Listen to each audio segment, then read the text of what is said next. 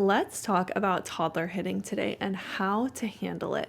The biggest thing I'm going to share with you is what not to say and what's actually going to work better when it comes to disciplining and getting rid of tricky behaviors like toddler. And it's something that I've been through personally as a mom myself. I have 3 kids who are 6, 4, and 2. All of them have gone through hitting phases, some more than others, depending on their personality. And I've literally coached thousands of parents through this exact same thing. And the only thing that I need you to take away from this video, the number one thing I need you to take away from this video, is that how you react to your toddler's hitting is either going to make or break it. And before I dive in, make sure you go down below and grab my free tantrums checklist. I share with you what to say and what not to say during a regular tantrum, what's going to be super helpful. You can get that down below, and it's going to be another perfect complement to this conversation around hitting. I'm going to share with you some phrases I hear very commonly that I do not want you to say. I want you to immediately eliminate these from your vocabulary. And then we're going to talk about what you can say and how to actually get your toddler to stop hitting without having to yell at them, without using timeout, without using punishments, having to threaten them, bribe them, anything like that. Like the true respectful parenting way to stop this tricky behavior. So the first thing is coming in with any sort of big reaction where you're like, no, don't do that. Stop hitting, anything like that. Number one, your reaction is going to trigger something in your toddler's brain where they're going to want to keep testing. Developmentally, that's where they're at. They want to test. They want to learn how things work. When you have a huge reaction as a parent, it's like a flashing red light in their head where they are going, ooh, this really freaked mom out, right? Like she really flipped out when I did this. Let's try it again. Let's see what she'll do next time. This is really throwing her off kilter. The second thing about this is with toddlers' language development, their brain doesn't really process negative words. So anything like no, don't, stop, anything like that kind of gets bypassed in their brain. So if your little one is hitting the dog and you say, no, don't hit the dog, they're ignoring the no and the don't. Their brain is focused on the hit the dog part of that phrase. So you know what they're going to do? They're going to turn around and they're going to hit the dog again. That's the same as if you say like, stop hitting your brother. They're ignoring the stop. All their brain is going to hear and focus on is hit your brother, and they're going to turn around and do it again. The second phrase I hear a lot is something along the lines of you know better, or you are a 3-year-old. You should not be hitting anymore. You know that we don't do that in this family.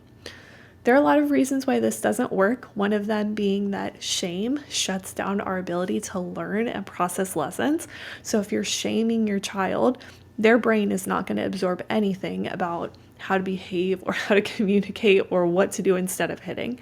The second thing is I want you to remember that when your toddler is hitting or doing any sort of tricky behavior like this, it's very likely that they are dysregulated, right? They have moved from the prefrontal cortex part of their brain, which is so underdeveloped anyways, which handles impulse control, logic, reasoning, critical thinking skills, into like the fight or flight emotional part of their brain. So even if you have a 4-year-old, for example, my 4-year-old, he knows hitting his little brother isn't okay. But when his little brother has a train or they're fighting over a hockey stick, he's not thinking logically and clearly, oh, I'm not supposed to hit, but I'm going to do it anyways. He's in his emotional state. He's in his survival state. He is just responding instinctively by hitting and pushing. Okay, that makes sense. So it doesn't make sense for us to say, you know better. They might know better when they're calm, but when they're dysregulated, they literally can't access that part of their brain to be able to process and think through that sort of response. That's part of our job, is to teach them that. So we're going to cut that out. Okay. The last thing I want you to cut out is anything that is coming from you that is like, that makes mommy so sad, or that just breaks my heart when you hit your brother. These big, like emotional reactions. And I understand where these come from, right? It has this really well intention of wanting to teach our little ones emotional empathy, wanting to teach them like accountability. Your actions are causing suffering to somebody else. We don't want our kids to grow up not understanding that. But again, for a little toddler who doesn't yet even have the capacity to regulate their own emotions, they don't need us to add our emotions on top of it. They need us to be kind of this sturdy, calm, steady foundation. As Janet Lansbury puts it, the unruffled foundation, they need us to not be bothered by these things because they are like in this heightened emotional experience. We need to be the sturdy, calm foundation that they can come back down to and trust that we're there. If we're doing these huge reactions, not only do they now need to control their own emotions, but now they're starting to learn I have to shift everything about myself to keep my mom's emotions in check. That's too much for a little toddler. So now you're probably like, okay, what do we do? What do I say? How do I react to this? Here's what I want you to remember. In the moment, your main job is to simply hold a boundary and keep everybody safe. So talking as little as possible and physically holding a boundary. I can't let you do that. And then you stop. Silence. I can't let you hit your brother. And then you stand in between them. I can't let you hit the cat. I know you really want to. I'm here to help. And you block their arms. Really gently, really calmly, very unbothered, not a huge reaction. You're coming in with this energy of like, I see you're having a hard time. I'm here to help.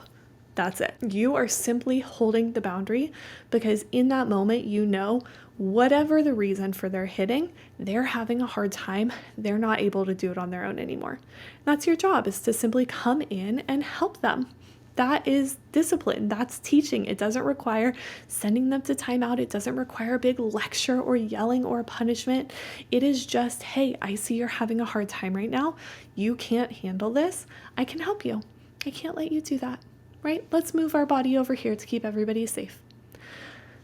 The thing though, the actual thing that I want you to focus on, right? Because that little phrase, that moment, that holding the boundaries, that's 10% of this. That is 10% of solving this. So many parents get caught up in how do I stop the hitting in the moment? What do I do to teach them a lesson?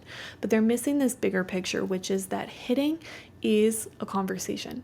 It is your little one telling you something. And 90% of your energy really, truly needs to be on why are they hitting, getting curious about it, and meeting that need in another way. So I'm going to share with you a few reasons why toddlers commonly hit, because if you can get curious, if you can understand why they're hitting and teach them a skill or meet that need in another way, the hitting will naturally stop, right? In the moment, they'll learn, hey, this isn't okay because mom is holding a boundary. She's there to help me stop when my body's out of control. But then they're also learning this skill of communicating or meeting their need in a different place. So number one, sensory input, right? If you have a kiddo who is ADHD, who's super wild, who has a ton of energy, who's always like crashing, running, hitting, pushing, super physical, they likely need a lot of sensory input. And if they're not getting enough big, gross body movement during the day, if they're not getting enough sensory input into their body and their nervous system, they will hit and push and kick. They will pinch. They will do these physical behaviors to get that sensory input. This was my oldest to a T when our second was born. She needed a ton of sensory input. And for her, that looked like always pushing, always crashing, always running, always wanting to be physical. And when the baby was born, it turned into a lot of pushing the baby. Now, I could have wasted all of my breath for months and months telling her, gentle hands, be nice to the baby. If you're frustrated, let's do this. Use like you're feeling angry, validating her emotions, all of these things, which some of those are so valuable and important, and I totally did. But I noticed and I got curious that the main reason why she was hitting and pushing so much was simply because she needed more sensory input to her body. So I was like, cool, now that I know that, instead of trying to stop the hitting, I'm going to focus on meeting her needs. We started doing splat pads all the time. We started doing crashing all the time. We started doing power hands where I would have her push against my hands, or I would do pillow squishes and give her deep pressure on her body. All of those activities, like 2 weeks of doing that consistently, and the hitting went down 85%. Because it wasn't really about the hitting. That was just how her need was coming out. By the way, if you have a kiddo like that and they need a ton of regulating activities because they have huge emotions and big wild energy, I have a wild hands activity guide that is like 30 to 40 of my favorite activities just for that sort of purpose, okay? So sensory input. The second most common reason why kids hit a lot is simply dysregulation, frustration tolerance, being angry, being upset, right? Maybe you set a boundary. Maybe you said no. Maybe you said, I can't help you play right now because I'm nursing the baby, or you can't have this toy because somebody else is using it. And then they hit because they're frustrated. That's so common, right? And the hitting, we don't want it to happen, but it's a clue that's telling us, hey, my little one needs more skills around regulating their anger, their frustration, their upset. They need more tools. We need to simply practice. When I'm angry, what else can I do besides hitting? When I'm feeling frustrated, how do I tolerate that? So we're giving them more opportunities throughout the day to feel frustrated or to feel angry in little ways, to practice building that tolerance. We're not simply just telling them, don't hit, that's not nice, stop doing that. We're noticing this is a need that's coming out. How can I help build the skills so that the hitting doesn't happen in the first place? The last one I see most commonly is connection or attention. So if your little one knows, hey, if my mom's doing chores or she's distracted or she's doing something else, if I hit, she's going to come rushing over here and I'm going to get attention from her, even if it's negative attention, right? Even if it's angry or timeout or yelling or frustrated energy, attention that's angry or that's bad is better than no attention at all. And so some little kids learn very quick that is a surefire way to get mom's attention. So we simply need to teach them, number one, how to be on their own a little bit, some independent playing skills, the tolerance to be able to kind of do their own thing. Or number two, how to come get our attention in a different way, whether it's coming over and asking for a cuddle or to read a book, or, some other skill, coming over and gently putting their hand on our leg to let us know they need something. Or we're just preemptively filling up their attention cup before it gets to the hitting, because we know that this is something that is a need that they have that's going on. So do you see how no matter, and there's so many other reasons for hitting besides just these are just some of the most common ones I see. But can you see how we, instead of focusing just on the surface level behavior, we get to what's going on underneath and we spend most of our energy in solving that core need or issue or lack of skill, then the hitting won't happen anyways. That is where you're truly going to see a big difference. And that is what true discipline and respectful parenting is, because it's not just trying to stop the behavior at the surface level. It's really seeing our children as like these whole humans who are having this big emotional experience. They're trying to figure life out. And if we can help them on that path and we can have a lot of empathy for where they are at developmentally and what's really going on underneath, then we don't need to be yelling or using punishment or using timeout or simply just thinking they're bad because they keep hitting. We can get to that core of it and it's going to solve so much faster. Okay, so if this was helpful, make sure you subscribe to my channel. I'm going to be doing a ton more long form videos, deep diving into these topics around toddler discipline, tricky behaviors, tantrums, how to be a true respectful parent amongst all of the noise of like gentle parenting online that is kind of nonsense.